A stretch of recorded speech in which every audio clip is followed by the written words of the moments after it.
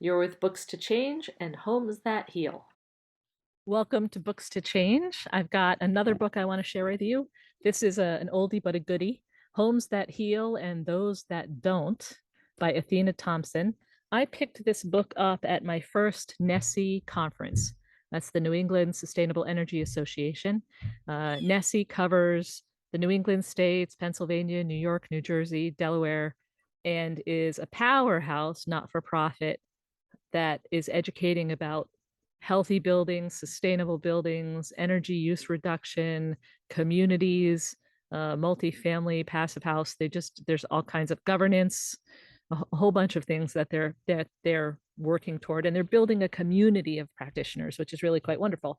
So this book is one that I picked up, I would say, close to when it was published. Maybe 2004 is when it was published. So I probably picked it up around 2005 or 2006. This opened my eyes to the impact of the materials, not only in our buildings, but the products that we use to clean those buildings and the personal care products that we use as well. It is, it's really great. And I'm trying to, let me see if I can grab one little story. An important, let's see, where it's about water, which is quite interesting. As important as the quality of our water is the quantity we consume. The average American family uses about 220 gallons of water a day.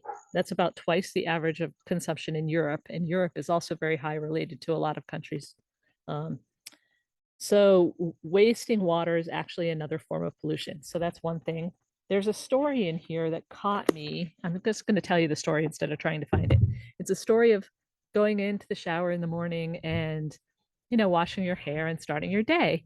But she goes on to kind of deconstruct that and say, okay, so you're going into a shower that's got a plastic surround and a PVC shower curtain. And that shower has been cleaned with one of those automatic spray cleaners that cleans your shower and tub when you're not using it.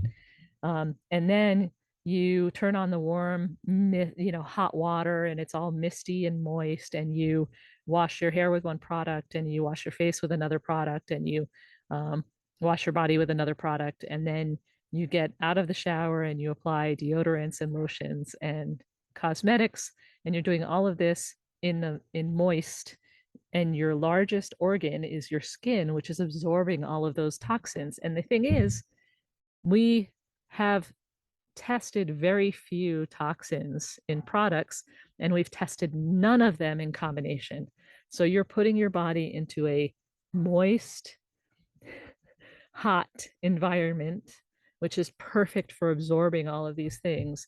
And then you're mixing all these chemicals. And that's our morning routine. So that story caught me. I devoured this book. I'm actually going to read it again because it's amazing to think about this. Another fact: children eat, breathe, and drink far more than adults based on proportional body weight. For example, they drink 7 times more water and take in twice as much air than adults on average. They ingest half of their lifetime pesticide intake, mostly through food, by the age of 5. And again, this was written in 2004. Pesticide use has only gotten more exorbitant since then. Not to scare you, but to enrage you and to activate you to making some changes. Thanks for watching Books to Change, and take care. Eat healthy. Thanks for listening to our book review on Subject to Change. Please like, comment, subscribe, share, tell us what you think. We really appreciate it. Read on.